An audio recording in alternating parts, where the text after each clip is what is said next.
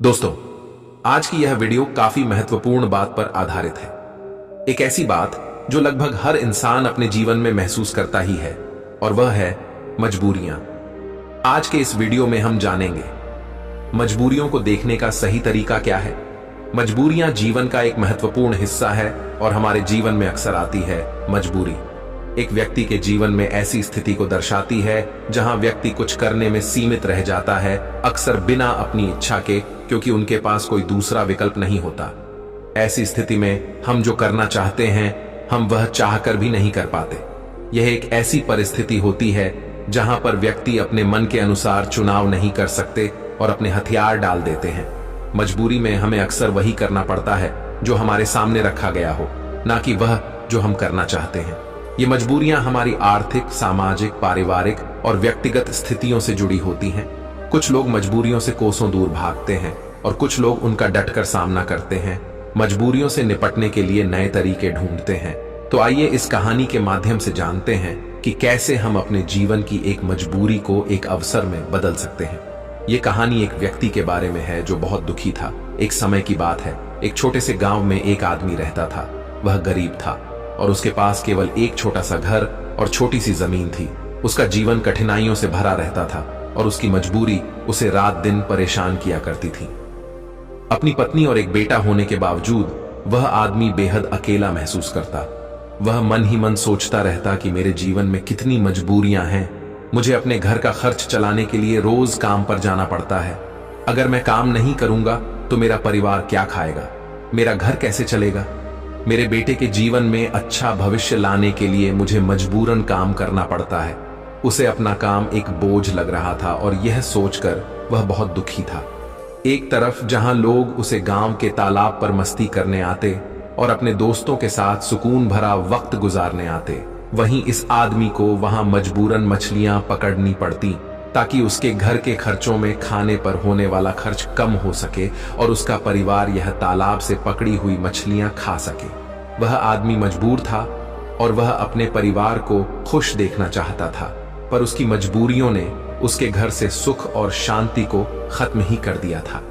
उसे ऐसा लग रहा था कि अपने जीवन में इतने सारे कमियों के कारण वह कभी खुश नहीं रह पाएगा।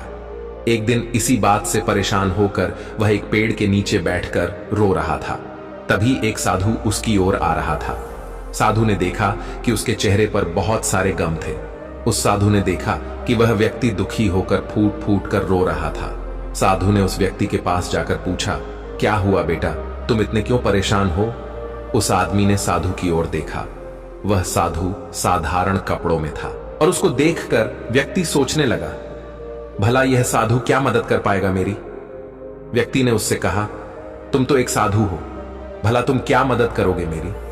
मैं पहले से ही अपनी मजबूरियों के कारण काफी परेशान हूं, तो मुझे अकेला छोड़ दो। साधु उस व्यक्ति से कहते हैं, बेटा इतना दुख तुम अकेले क्यों सहन कर रहे हो, मुझे बताओ क्या हुआ, शायद मैं तुम्हारा दुख दूर कर सकूं। वह व्यक्ति उस साधु से कहता है, तुम मेरा दुख दूर करोगे, तुम मेरी मजबूरियों से मुझे मुक्त कैसे कर सकते हो। तुम्हें तो खुद नहीं पता मजबूरियां क्या होती हैं। तुम्हें कौन सी मजबूरी का सामना करना पड़ा अपने जीवन में, तुम क्या जानो मजबूरी। तुम्हें किस बात की चिंता, तुम तो काम भी नहीं करते, तुम्हें किसी परिवार का ध्यान भी नहीं रखना। मुझे तो दिन रात काम करके अपने परिवार की जिम्मेदारी उठानी पड़ती है। साधु उस आदमी के कड़वे शब्द सुनकर भी शांत रहे। वह समझ गए कि यह आदमी अपने जीवन में अपने कामों और मजबूरियों को बुरा समझता है और इसी कारण यह काम को बोझ समझकर मन से किसी भी काम को नहीं कर पा रहा है। साधु हंसकर कहते हैं, बस इतनी सी बात, मैं तुम्हारी मजबूरियों को एक ताकत बना सकता हूं। तुम्हें कभी भी काम करने में बोझ महसूस नहीं होगा। तुम्हें अपने परिवार के लिए काम करना कभी बोझ नहीं मानोगे। मैं तुम्हें एक ऐसा रास्ता बताऊंगा जिससे तुम हर काम खुशी खुशी करोगे, लेकिन तुम्हें पहले मेरा काम करना होगा। क्या तुम तैयार हो? वह आदमी साधु की बातों को लेकर सोच में डूब गया। साधु ने कहा कि एक ऐसा रास्ता है जिससे वह हर काम खुशी खुशी कर सकता है और उसके बदले में केवल एक काम करना होगा। पर क्या यह सच है? ऐसा कुछ इस साधु को पता भी होगा या यह साधु बस मुझे पागल बना रहा है? आदमी ने कुछ देर सोचकर उस साधु को मना किया, ये कहते हुए कि मुझे नहीं लगता कि तुम ऐसा कुछ बता सकते हो। आदमी मना करके वापस घर लौट आया। कुछ दिनों तक तो उसके दिमाग में वह साधु की बातें घूमती रही, लेकिन धीरे धीरे वह उस साधु और उसकी बातों को भूलता गया। उसके दिमाग से साधु भी धीरे धीरे निकलता गया। वह फिर से अपने रोज के दिनचर्या में वापस चला गया। फिर कुछ महीनों बाद उसे एक दिन अपना मित्र मिला। वह मित्र से कहता है, हमारे गांव में एक बड़े ज्ञानी साधु प्रवचन देने आ रहे हैं। वह जो भी कहते हैं वह करके दिखाते हैं। वह बहुत बुद्धिमान है। उसका मित्र उस आदमी से कहता है, तुम भी चलो मेरे साथ, तुम्हें वहां आनंद आएगा।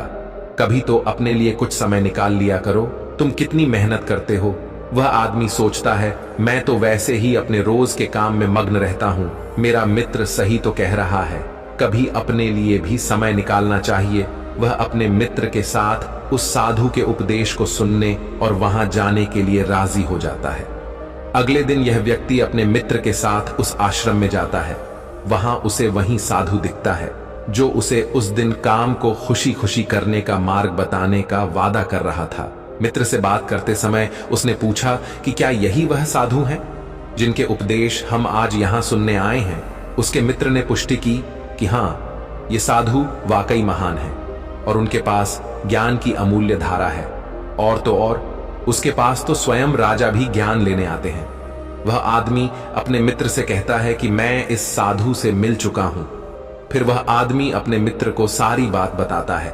उसका मित्र पूरी बात सुनकर कहता है, अगर यह साधु ने तुम्हें वचन दिया है तो अवश्य ही वह उसे पूरा करेंगे। तुम्हें उनसे फिर से मिलना चाहिए। आदमी फिर मन ही मन यह सोचता है कि क्या मेरा अब उनसे मिलना ठीक रहेगा। मैं उन साधु के पास जाऊं कि नहीं, वह मेरे बारे में क्या सोचेंगे। परंतु अब उसके मन में यह विश्वास था कि वह साधु उस दिन उसे पागल नहीं बना रहे थे, और अगर थोड़ी सी भी उम्मीद है कि मैं एक ऐसा रास्ता जान जाऊंगा जिससे मुझे कोई भी मजबूरी, कोई भी पीड़ा छोटी लगने लगेगी और मैं उस काम को खुशी खुशी करूंगा, तो यह मुझे जानना ही है। फिर भले ही मुझे उन साधु के सामने शर्मिंदा ही क्यों ना होना पड़े, चाहे कुछ भी हो, मैं इस मौके को अपने हाथ से जाने नहीं दूंगा। यही सोचकर वह आदमी उन साधु से मिलने का निश्चय करता है। उपदेश समाप्त होते होते शाम हो चुकी थी। जैसे ही वह उपदेश समाप्त हुए, सब लोग आश्रम से बाहर जाने लगे। वह आदमी उस साधु के पास जाता है। वह आदमी कहता है, गुरु, क्या आपको याद है, मैं आपको मिल चुका हूं, मुझे माफ करना। मैंने आपको उस दिन काफी भला बुरा कहा और मैं उस वजह से बहुत शर्मिंदा भी हूं। मुझे अब बहुत पछतावा हो रहा है, परंतु क्या आप मुझे वह मार्ग बता सकते हो जिससे मैं खुशी खुशी काम करूं।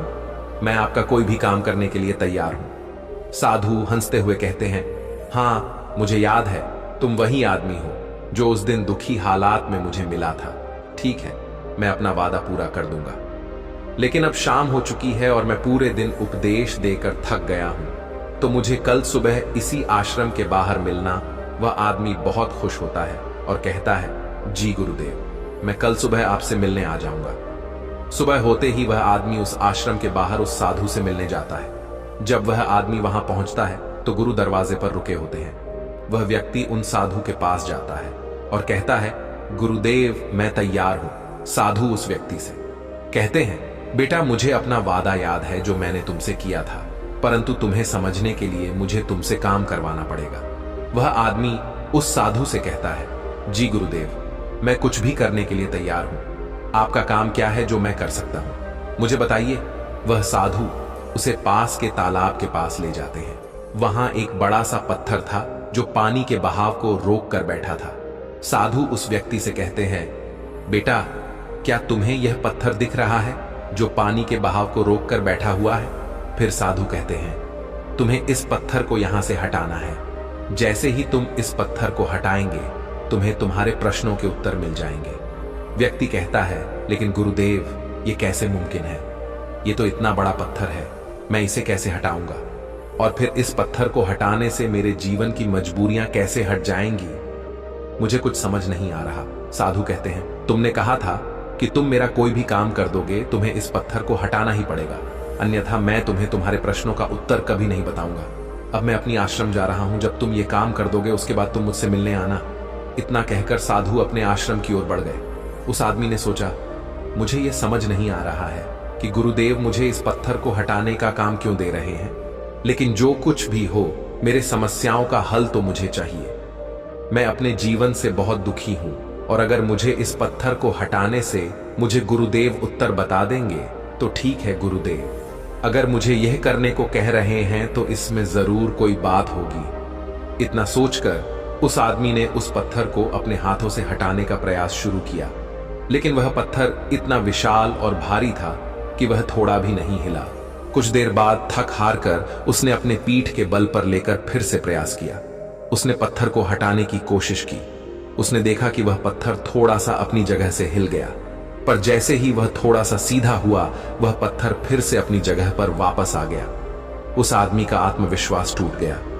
वह मन ही मन सोचता है कि यह कैसा काम दिया है मुझे इस साधु ने। यह पत्थर तो हिलने का नाम भी नहीं ले रहा। बाहर बहुत धूप थी और वह आदमी पसीने में भीग जाता है। वह आदमी बीच में ही रुक जाता है, पर फिर उसे उन साधु की शर्त याद आती है, जिसके मुताबिक अगर वह उनका काम नहीं करेगा तो उसे वह नहीं मिलेगा जो वह चाहता है। यह काम करना भी एक प्रकार की मजबूरी ही थी। काफी समय बीत जाने के बाद उस आदमी ने पास में ही एक पेड़ देखा और उसे उस पेड़ को देखते ही एक तरकीब सूझी। उसने सोचा, क्यों ना मैं एक लकड़ी के टुकड़े को पत्थर के नीचे फंसाकर उस लकड़ी पर अपना वजन रखूं। इससे मुझे कम जोर लगाना होगा और लकड़ी बड़ी और मजबूत होने के कारण उसका परिणाम ज्यादा होगा। वह आदमी तुरंत ही एक बड़ी और विशाल लकड़ी तोड़ने में लग जाता है। जैसे तैसे उस आदमी ने एक बड़ी लकड़ी उस पेड़ से निकाली, उसके सारे छोटे टहनियां और पत्ते को तोड़कर एक सीधी लकड़ी तैयार की जो वह इस्तेमाल कर सके। फिर उसने उस पत्थर के अगल बगल एक खड्डा खोदा जहां वह उस लकड़ी को डाल सके। उस आदमी ने लकड़ी का एक छोर उस पत्थर के नीचे फंसाया और फिर वह आदमी अपने हाथों में 2 बड़े पत्थर लेकर उस लकड़ी के दूसरे छोर पर बैठ गया और देखते ही देखते वह पत्थर अपनी जगह से हट गया और पानी का बहाव फिर से चालू हो गया। वह आदमी बहुत खुश हुआ, उसे आत्मविश्वास महसूस हुआ। वह दौड़ता हुआ उन साधु के पास गया और कहा, गुरुदेव, मैंने कर दिखाया। मैंने उस पत्थर को हटा दिया और मैंने अपना वचन भी पूरा कर दिया। साधु पूरी बात उस आदमी से सुनने के बाद कहते हैं, तुमने अच्छा काम किया, मेहनत की, तुमने तरकीब भी निकाली और तुमने अपने दिमाग का भी इस्तेमाल किया। लेकिन मुझे एक बात बताओ, क्या तुम्हें लगा था कि तुम यह काम कर पाओगे? आदमी कहता है, नहीं गुरुदेव, मुझे नहीं लगा था कि मैं इतना बड़ा पत्थर हटा पाऊंगा। साधु पूछते हैं, क्या लगता है तुम्हें, तुम ये सब क्यों कर पाए? आदमी जवाब देता है, क्योंकि यही आपकी शर्त थी। अगर मैं नहीं करता तो मुझे अपना जवाब कभी नहीं मिलता। साधु कहते हैं, तो तुम ये कह रहे हो कि यह काम करना तुम्हारी एक मजबूरी थी? आदमी कहता है, हां, लेकिन आप वही वही क्यों पूछ रहे हो? इस पर साधु कहते हैं, मैं तुम्हें यही तो समझाना चाहता था। जिस तरह आज तुम्हारे सामने वो पत्थर हटाने की मजबूरी थी, इसी तरह तुम्हारे जीवन में भी तुम्हारे सामने कई मजबूरियां आएंगी। साधु आगे कहते हैं, मजबूरियां ही तुम्हें वह काम करवाती है जो तुम्हें नहीं लगता कि तुम वह कर सकते हो। तुम्हारी मजबूरियां तुम पर बोझ नहीं है, बल्कि मजबूरियों के कारण तुम जिंदा भी हो। तुम खुद सोचो, अगर तुम्हारे ऊपर मजबूरियां ना होती और काम करके अपने परिवार के लिए कमाई करने की कोई पाबंदी ना होती, तो क्या तुम अपने घर से बाहर भी निकलते? नहीं ना। तुम एक ही जगह है, बस आराम से बैठे रहते। लेकिन क्या ऐसा आराम करना ठीक है? क्या तुम्हारे शरीर में बीमारियां नहीं आ जाती? तुम अपनी मजबूरियों के कारण काम करते हो, जिससे तुम स्वस्थ और तंदुरुस्त रहते हो। जहां तुम पहुंचना चाहते हो, यह मजबूरियां ही तुम्हें वहां का रास्ता दिखा सकती है। वह हमें बताती है कि हमें क्या करना चाहिए। उस लक्ष्य तक पहुंचने के लिए तुम्हारी समस्या यह नहीं है कि तुम्हारे ऊपर मजबूरियां हैं, बल्कि तुम्हारी समस्या यह है कि तुम उन मजबूरियों को एक बोझ समझ रहे हो। हमारी मजबूरी हमारे लक्ष्यों को प्राप्त करने में हमारे लिए एक माध्यम बन सकती है और हमें नए दिशाओं में ले जा सकती है। जैसे कि तुमने लकड़ी का उपयोग किया ताकि उस पत्थर को हटा सको, ऐसा ही कुछ हमारे साथ जीवन में भी होता है। जब हमसे ऊंचे स्तर के लोग, जैसे कि हमारे बॉस या फिर माता पिता या फिर कोई गुरु, हमें कोई कठिन काम देते हैं, तो हमें लगता है कि यह काम हमारे लिए बहुत मुश्किल है। उदाहरण के रूप में, जब हमारे बॉस हमें एक बड़े और कठिन काम को संभालने का काम देते हैं, या जब तुम्हारे व्यापार में कोई विरोधी व्यापारी तुम्हारी तकलीफ बढ़ा देता है, जो तुम्हारे लिए मुश्किल होता है तो तुम कैसे उसका सामना करोगे। अक्सर हम नहीं चाहते कि ऐसी समस्याएं हमारे सामने आए, लेकिन सच्चाई तो यह है कि वह हमारे सामने है और हमें हमारे लक्ष्यों को प्राप्त करने से रोक रही है। क्या लगता है आपको ज्यादातर लोग इस स्थिति में क्या करते होंगे? बेशक कोई नहीं चाहता कि वह संकट में आए, लेकिन जब एक विशाल समस्या उनके सामने खड़ी होती है, ऐसी कठिन समस्याएं जो उन्हें परेशान करती हैं, तब क्या करते होंगे लोग? जब भी हमारे जीवन में विशाल और भयानक समस्याएं आती है तो हकीकत में वह हमसे सवाल पूछती है, क्या तुम इस लक्ष्य के काबिल हो? क्या तुम इस परीक्षा का सामना कर सकते हो? आप क्या करोगे? क्या होगा आपका उत्तर इस प्रश्न पर क्या होता है जब आपके सामने एक समस्या खड़ी हो जाती है जिसका समाधान आपके लिए मुश्किल होता है? क्या आप भाग जाएंगे? क्या आप अपने लक्ष्य को किस्मत के हाथों छोड़ देंगे? अगर हम इतिहास की ओर देखें तो हजारों लोगों ने इन सारे प्रश्नों का उत्तर ना में दिया। उन्होंने अपने हथियार डाल दिए, अपने लक्ष्य को छोड़ दिया, सिर्फ इसलिए क्योंकि उनके सामने एक बड़ी समस्या आ गई थी। ऐसा हम आज के युग में भी करते हैं। हम हार मान लेते हैं। हम अपने उच्च स्तर के लोगों को पागल तक कह देते हैं कि क्या सोचकर मुझे यह काम सौंपा गया, ये काम तो किसी से भी नहीं होने वाला, या फिर हम अपने लक्ष्य को त्याग देते हैं ये कहकर कि शायद यह लक्ष्य मेरे भाग्य में ही नहीं है। लेकिन इतिहास के कुछ लोगों ने इस प्रश्न का उत्तर हमें दिया। वे डटकर खड़े हुए और समस्या के आंखों में देखकर उसका समाधान निकाला। वह कुछ बढ़ाकर पाए उसी समस्या के कारण, और सच कहूं तो वह महान व्यक्ति आज उस मुकाम पर कभी नहीं पहुंच पाते। अगर उनके सामने समस्या नहीं आई होती तो उनकी समस्याओं ने उन्हें बड़ा बनाया, उन्हें मजबूर किया नए रास्ते ढूंढने में, कोई ऐसा रास्ता जो आज तक किसी ने नहीं सोचा था। बड़े और महान लोग भी अक्सर अपनी समस्याओं से जूझते हैं और उन्हें पार करने के लिए नए रास्ते ढूंढते हैं। समस्याएं हमें मुश्किल में डालती हैं और हमें मजबूर करती हैं नए रास्तों की तलाश करने में। यही तरीका है जिससे हम अपने लक्ष्यों को हासिल कर सकते हैं और अपने जीवन को सफल बना सकते हैं। और यही सही तरीका है हमारी मजबूरियों को देखने का। जब तुम्हारी नजर अपने लक्ष्य पर होगी तो तुम्हें अपनी समस्याएं छोटी लगने लगेगी। इसीलिए मजबूरियां अच्छी होती हैं।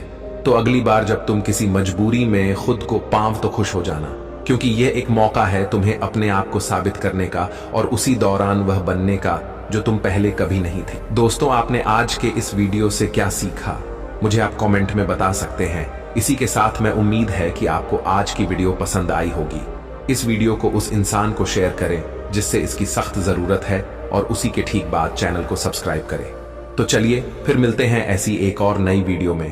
तब तक के लिए अपना ख्याल रखें। धन्यवाद।